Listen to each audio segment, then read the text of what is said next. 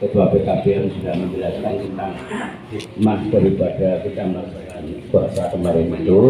Ya mudah-mudahan puasa kita dalam 1 bulan sebelum itu membawa manfaat besar kepada kita semuanya, terutama mempertanggungjawabkan kepada Allah kalau nanti kita dipanggil puasa atau boleh, ya Allah saya puasa. Dilaksanakan tidak puasa itu? Ya dilaksanakan semampunya.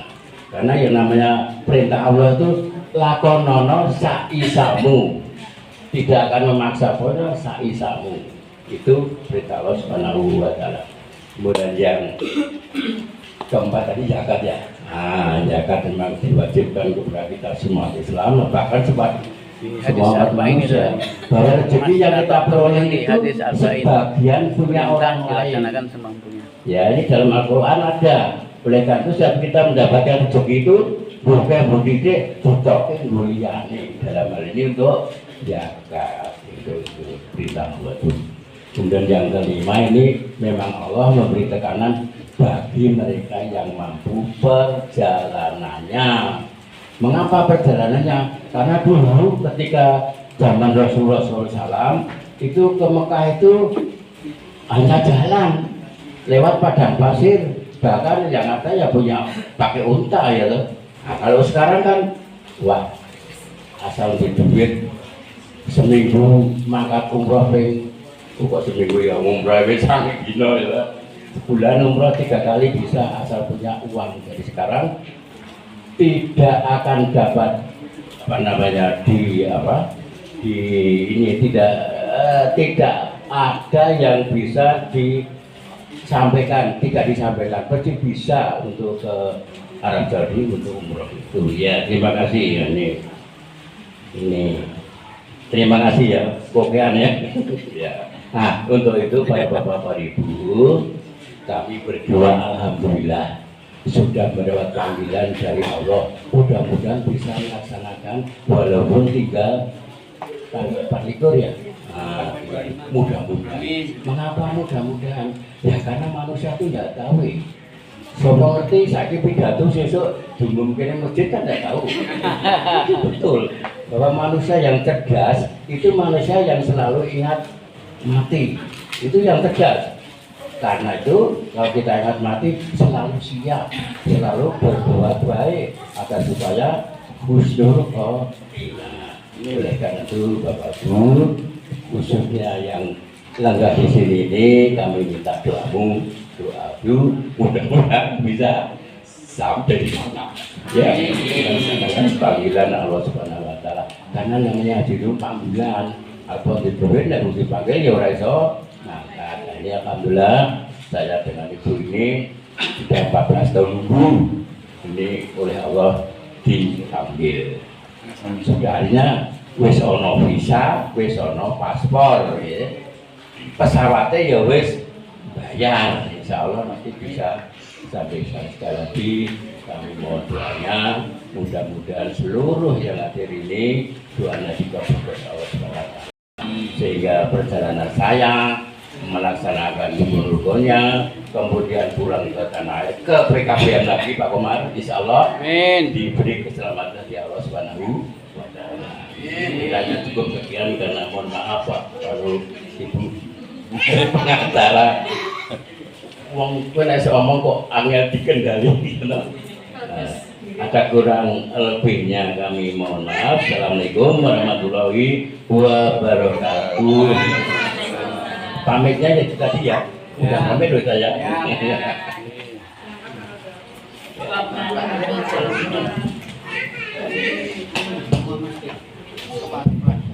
Alhamdulillahirrahmanirrahim.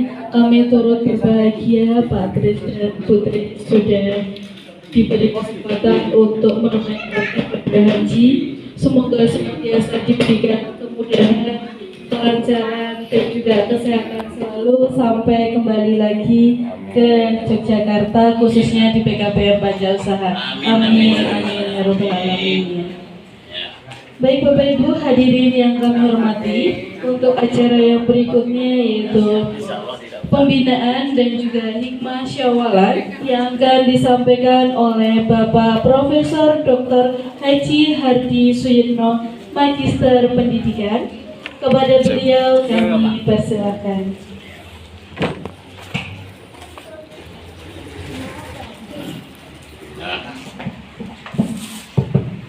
Bismillahirrahmanirrahim. Assalamualaikum warahmatullahi wabarakatuh. Alhamdulillahirabbil alamin. Asyhadu an la ilaha illallah wa asyhadu anna Muhammad Rasulullah. Allahumma sholli ala Muhammad wa ala ali Muhammad. Bapak Ketua PKBM pada usaha yang saya hormati, Bapak-bapak dari yayasan, Bapak-bapak Ibu dari tutor, dan semuanya yang hadir, tidak bisa sebutkan satu persatu. Mari kita kembali bersyukur kepada Allah Subhanahu wa Ta'ala. Kita sudah diberi karunia yang luar biasa. Kita bisa bertemu lagi dan menyelesaikan ibadah kita di bulan Ramadan bagi yang Muslim. Nah, Bapak Ibu sekalian, saya mohon maaf ya. Dari Rabu kemarin saya di PKO disuntik dengkul saya oleh pengangguran. Jadi saya mohon izin untuk duduk ya. Saya kalau dari segi umur saya nomor 2 dari Pak Tris. Pak Tris itu 86 ya, saya 76. Pak Tris 66 jadi guru, saya 72 dari guru SPG di Banjarnegara. Bareng dengan Pak Tukijan, pendiri ini. Yang saya mau ya, saya duduk ya.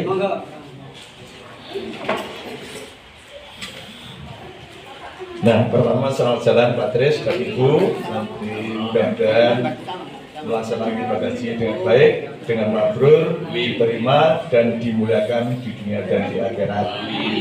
Bareng anak saya.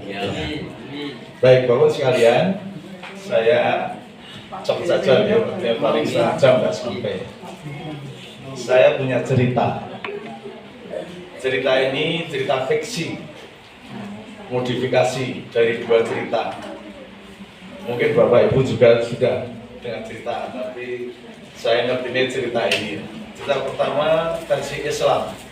Saya peroleh ketika saya berada di Australia. Diceritai seorang profesor. Sudah cerita ini Badi, ya. Itu tahun 1994. Kemudian tahun 2009-2010 saya berada di Ohio, Amerika, dapat cerita mirip sambungannya tapi versi Kristen. Nah sekarang saya campur adukan ceritanya. Saya campur adukan, saya tambah sendiri. Jadi ini modifikasi. Ceritanya demikian. Tapi saya agak versi Islam ya, supaya karena saya lebih paham Islam ya. Walaupun saya juga pernah di gereja loh. Nah, konon besok setelah hari kiamat semua manusia dikumpulkan di padang mahsyar. Lalu di sana diadili, dihisab. Singkat cerita, segera rampung. Singkat cerita, manusia terbagi 2. Satu kelompok masuk surga, satu kelompok masuk neraka. Pertanyaannya kira-kira ibu-ibu yang belakang itu kira-kira masuk surga atau neraka? Tapi jelas menurut Islam nanti setelah di padang mahsyar manusia terbagi 2, surga atau neraka. Lalu kita merenung aku yang mana itu ya. Sekarang ditanya nanti tampak Bapak Ibu yang masuk mana kita nanti. Nah setelah terbagi 2 maka 2 golongan itu segolongan ke surga, segolongan ke neraka. Yang ke surga itu gembira ria, lari-lari, dulu-duluan kepengen masuk pintu surga. Yang ditetapkan masuk neraka kleat itu ya, udah lemes itu ya. Wes surep ning alam dunya nganti 86 tahun direwangi haji kok mlebu neraka. So enggak jamin loh ya, yang haji masuk surga ya apa enggak? Iya tergantung tuh ya apa enggak. Tapi kalau Pak Tesno dan Bu insya Allah masuk surga. Dan semua yang hadir itu ya insya Allah baik haji maupun belum. Nah itu ceritanya gitu. Nah sekarang yang di neraka biarlah. Yang sekarang yang masuk surga pada lari-lari, wah pengen segera masuk surga, di stop oleh malaikat, stop, mau ngapain? Nah, itu ya, ini bahasa jelasnya. Kan saya sudah diputuskan masuk surga, tunggu dulu, pintunya kan tidak bisa masuk bareng, harus gentenan, gitu ya. Masuk surga itu harus gentenan. Nah, saya tanya itu malaikatnya sekolah kembali catur. Siapa yang pantas masuk surga yang pertama? Pertama adalah para petani. Saya petani yang masuk surga. Loh kok kamu masuk surga? Di dunia ini kalau tidak ada petani semua kelaparan. Nah oleh karena itu petani pantas masuk surga dokter pertama. Nanti dokter, petani. Coba tidak ada dokter. Kacau balau ya udah semua sakit, semua pada ngacung. Saya ngacung mau guru, tapi motor kredit deh. Yang tidak ASN ada juga cuma 200.000 per bulan, duit direwangi rekoso itu ya. Jadi pada guru ya ngempret. Terus oke. Gitu. Coba dokter masuk dulu sini depan pintu itu malaikat. Kok kamu bisa dokter itu kenapa? Saya kan belajar dari SD sampai ini. Yang ngajari sopo? Guru. Ganti petani. Loh kok kamu jadi petani modern bagus sekali. Yang ngaji sopo? Guru. Semua ditanya guru. Akhirnya malaikat. Nah kalau begitu rombongan pertama masuk surga. Silakan guru. Ada guru, Pak Komarudin. Malaikat, saya bisa jadi guru itu kan juga ada tendik, ada Pak Bon, ada yang lain-lain. Yaitu sekalian kloter pertama. Nah, termasuk mantan dukuh ini kan tidak jadi tutor, tidak ada apa-apa. Tapi kan memang jago, takut masuk surga kloter pertama. Makanya rajin-rajin ke sini Pak, biar dipanggil Pak Komarudin. Dan kloter pertama ada guru, tendik, Pak Bon sekolah, siapa pegawai perpustakaan dan sebagainya. Yang rajin, yang amanah, itu loh guys. Nah, jadi akhirnya masuk surga. Siapa yang surga? Semua PKBL pada usaha nomor sisi Ketaliasan. Nah, setelah masuk masih anu lagi, guru sudah mau masuk itu ya. Tunggu dulu. Kamu itu jadi guru urusan malu sedikit, ini urusan malu sedikit salah ini. Loh, kok jadi guru yang bagus diikat saya yang ngajar Pak dosen. Nah, dosennya dulu. Yang profesor dulu. Dengan itu ya, orang mesti profesor Musdoro kaya itu kok. Nah, singkatnya ya. Jadi nanti dari Ciradir insya Allah benar ya, semua yang terlibat dalam pendidikan akan masuk surga. Ini cerita versi Islam dulu. Setelah saya di Amerika ada cerita lagi, beda, tapi lanjutannya. Nah, ketika di surga, ya, itu malaikat ngajak seorang guru, dijak keliling-keliling surga, yuk keliling surga. Lalu sampailah pada apa itu namanya perumahan klaster yang masih bagus ya, bagus banget. Nah, lalu guru itu tanya, malaikat, itu rumahnya kok bagus sekali, itu rumah siapa? Itu rumah pekerja sosial. Pekerja sosial itu kan kerjanya cuma di desa-desa, malah ujung tombok, ngerkoso banget. Kok bisa masuk surga? Kok rumahnya bagus? Nah itu pengorbanannya banyak untuk masyarakat, banyak. Apa itu dia menolong orang sakit dan sebagainya. Walaupun dia miskin tapi tetap menolong. Jadi dia masuk surga, rumahnya bagus. Terus dia lagi tempat klaster yang jauh lebih baik. Bu, itu tak baik. Malaikat kok lebih baik? Itu rumahnya para dokter. Kok dokter baik ya? Iya baik, karena dokter itu menolong orang sakit dan sebagainya. akhirnya seluruh keliling, sampailah klaster paling bagus. Wah, ini klaster yang paling bagus di surga. Hai malaikat, ini klasternya siapa? Oh, itu klasternya para guru, gitu ya. Loh, guru kok bagus? Kalau pakai aja compat samping, konyol, ya kan enggak? Ya naik bebek, kreditan wis tua, ya kan enggak? Ya wis kok bisa rupanya bagus. Karena apa? Semua peradaban, semua kebaikan, agama peradaban diajar oleh guru.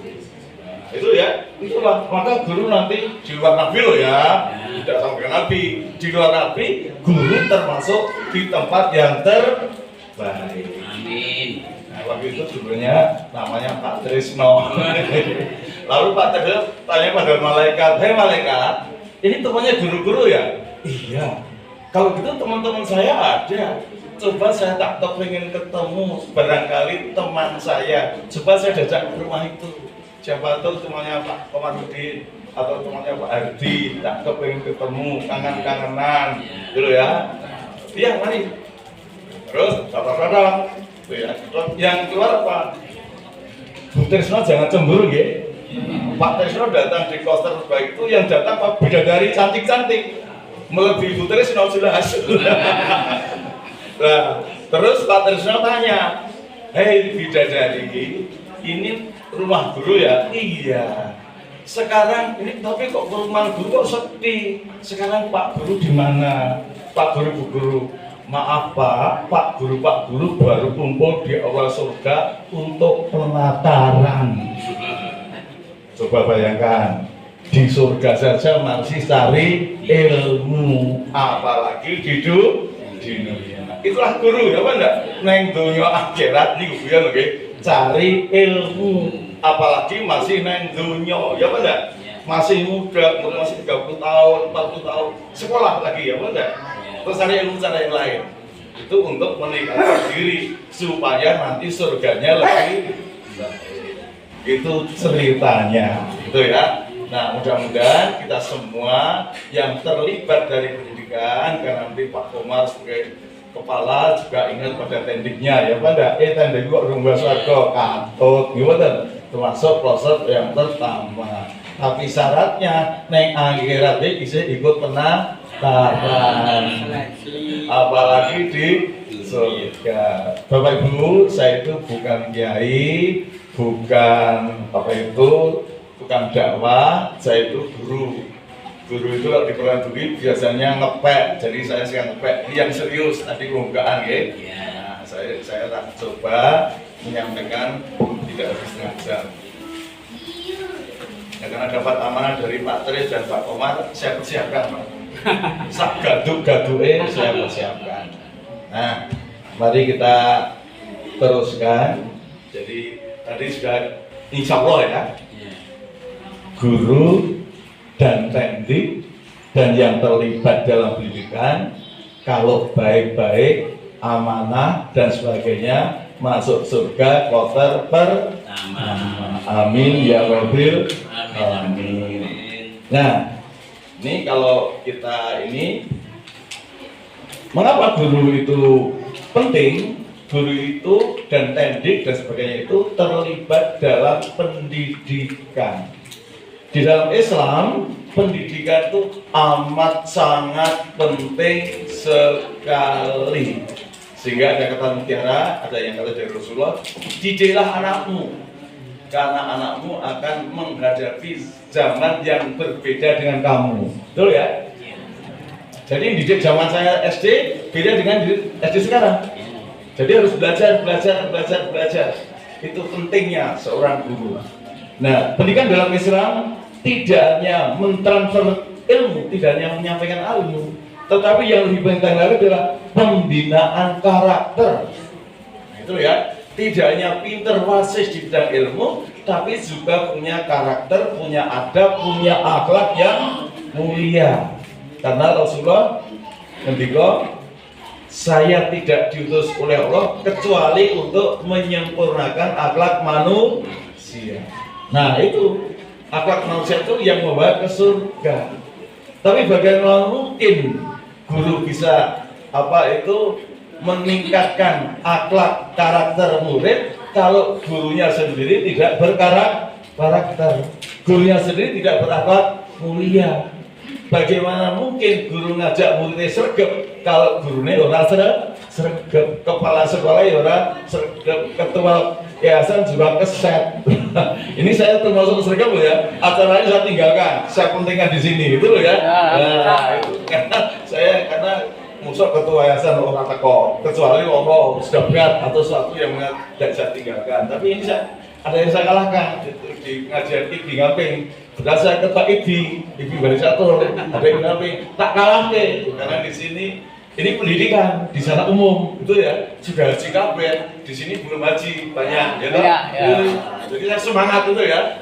Lapor corona tiap yang saya itu masuk tinggal kanan keluar tinggal kiri ya nggak masalah, ya toh. Atau tidak masuk kedua telinga ya nggak apa-apa. Tapi saya sudah alhamdulillah sudah semangat gitu ya, semangat untuk menyampaikan unek-unek kita. Jadi guru itu karakter. Karakter siswa itu akan terbantu kalau gurunya juga karakter baik, tata usahanya berkarakter baik, menjaga perusahaan juga karakter baik, semuanya karakter baik. Ada satu yang tidak bisa rusak semuanya. Itulah kelebihan seorang guru. Karakter, adab, sampai pada akhlak. Itu ya. Nah itu saling berkaitan. Tapi ujungnya adalah akhlak yang mulia. Itu muncul pada pendidikan. Itu pentingnya. Ayatnya juga ada ya. Misalnya gini pada surat Al-Baqarah ayat 151. Bapak Ibu baca sendiri. Saya mau baca sendiri nggak enak. Saya diwadi nggak lurus itu tes tasin. Cuma dapat nilai C. Syaratnya dari dosen itu B. Tapi ya nggak apa-apa dimaafkan. Wong itu ngomong. Jadi itu pertama. Yang kedua, saya ambil dari surat Ali Imran ayat 164, intinya saja, pendidikan adalah pembimbing moral sekaligus pengajar ilmu. Nah, jadi pendidikan moral, pengajar ilmu, ujung-ujungnya kalau pakai bahasa agama, semua muridnya bisa masuk surga.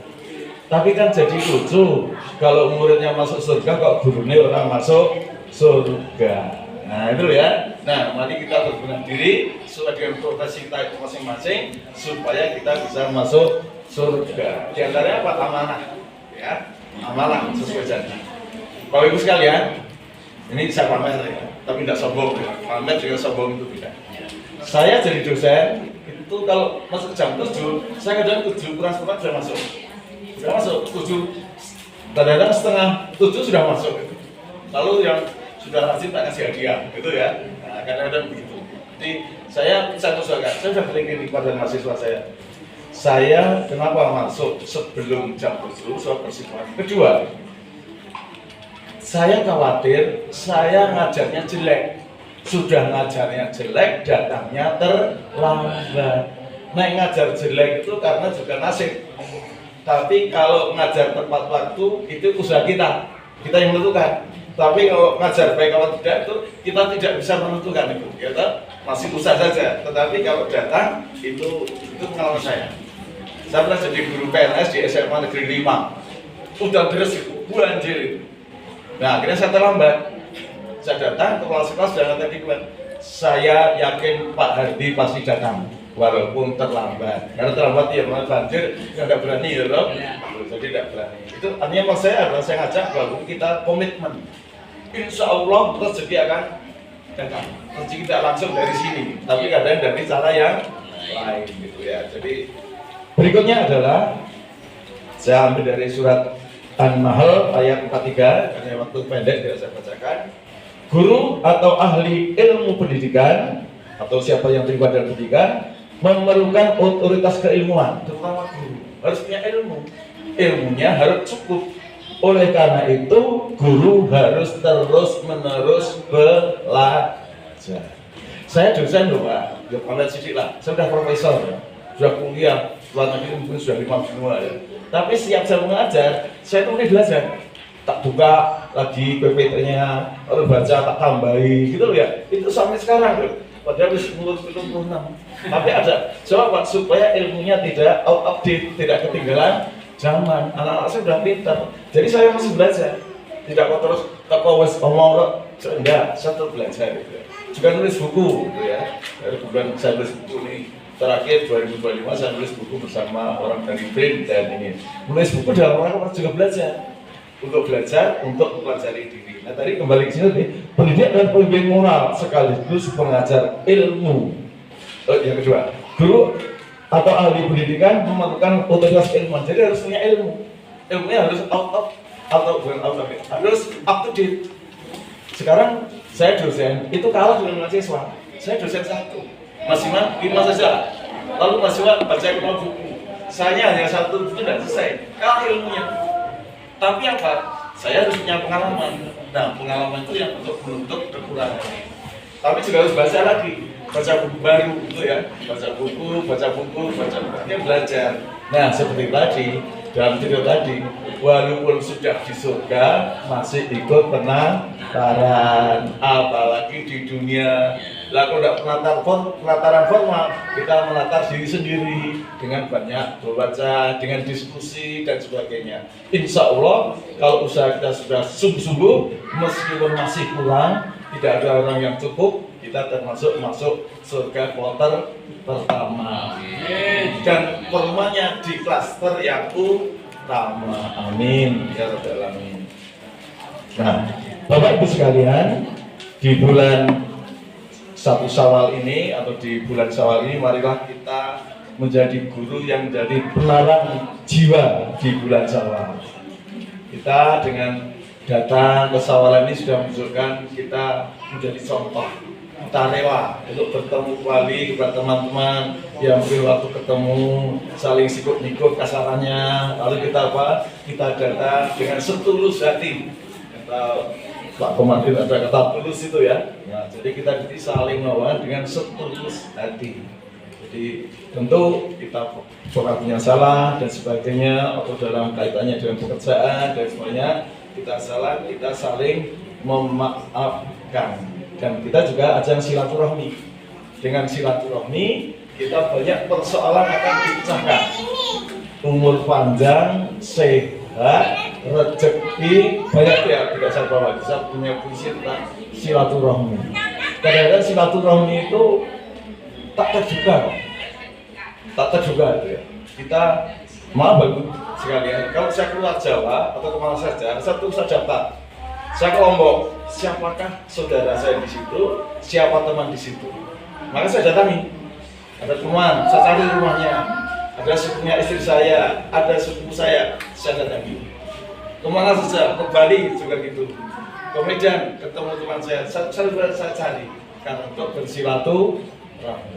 Jadi kita ya apa itu, supaya kita itu semakin sehat juga itu ya, semakin sehat. Saya kemana-mana saya usahakan gitu. Jadi tapi kalau ada teman dari luar Jawa, saya mampir, saya bilang kalau semua saya sebut, saya diundang, saya sebut ke rumah saya.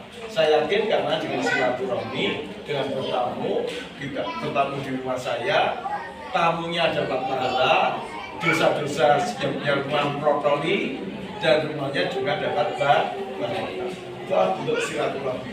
Jadi saya senang Pak Komar, Mbak Dwi, lalu Pak Dulang ke rumah saya, itu bapak ibu pergi itu dosanya protol itu ya enggak? Nah, terus ya kelangan nyugul ya, kita lagi di dahar ya. Ya ribet, tapi itu masih silaturahmi. Ada sesuatu yang kita tidak, apalagi sodako, ya enggak? Sodako itu luar biasa. Ini contoh kecil ya. Satu saat saya di rumah hari Minggu, ada anak yatim lewat. Saya tahu itu tangga 1 RT. Kamu sini, tak kasih telur 2. Di rumah dan ada telur rebus 2. Tak kasihkan semua.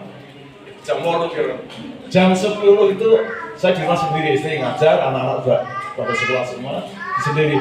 Jam 10 orang ketuk pintu dari belakang. Ibu-ibu, ada apa Bu? Ada apa Bu? Niki kula didhawuhi Bu Sungkono ngaturi tiga godok 20 biji, coba bayangkan. Itu hanya 2 jam loh. Itu Gusti Allah itu menunjukkan itu ya. Kalau kita mau silaturahmi, kita mau sedekah, langsung diganti. Karena ini bukan masalah itu, maka banyak contoh ya. Kemarin di Tempuh saya diminta itu banyak sepion contoh, teman-teman saya memberi contoh pengalaman pribadi yang betapa luar biasanya silaturahmi dan sodako. Nah, kita itu sodako ilmu. Nek telur loro ketok, regane piro, bareng apa ketok. Tapi ilmu tidak bisa ditimbang. Jadi kita ini kalau sungguh-sungguh, maka pahala kita luar biasa. Karena ilmu tidak bisa ditaker, tidak bisa dicuri duit, betul ya? Tidak bisa dicuri gedung. Makanya nanti masuk surga kuartal pertama. Kalau apa? Sungguh-sungguh. Nek perlu lah dibayar, betul. Ini ngapain kalau saya dunia akhirat? Tapi jangan terlalu itu ya. Nanti insya Allah diganti. Insya Allah dimulakan oleh Allah SWT. Dulu saya ngajar SPG Bali Catur, bayar kira 1.000 mobil itu.